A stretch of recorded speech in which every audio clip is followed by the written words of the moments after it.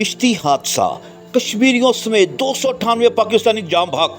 बरतानवी media, किश्ती हादसे में पाकिस्तान की ज्यादा अमवात क्यों हुई, बच जाने वाले पाकिस्तानियों के सनसनीखेज इंकशाफात। बरतानवी मीडिया के मुताबिक यूनान के साहिल के करीब डूबने वाली किश्ती के बच जाने वाले मुसाफिरों ने कोस्ट गार्ड से गुफ्तगू में बताया कि पाकिस्तानी मुसाफिरों को किश्ती के निचले हिस्से में जाने पर मजबूर किया गया, जबकि दूसरी कौमियत वालों को किश्ती के ऊपरी हिस्से में जाने की इजाजत थी। मुसाफिरों ने कोस्ट गार्ड्स को बताया कि किश्ती के ऊपरी हिस्से के मुसाफिरों के बचने के इम्कानात ज्यादा होते हैं।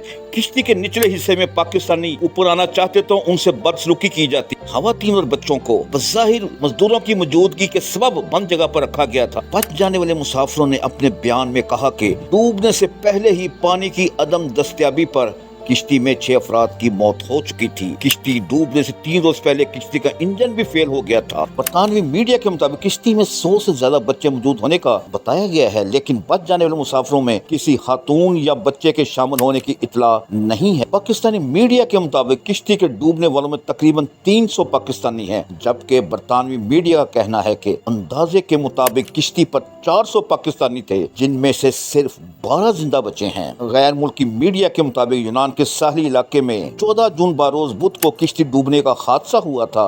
किश्ती डूबने से 78 अफराद हलाक हुए, जबकि 104 को बचा लिया गया था।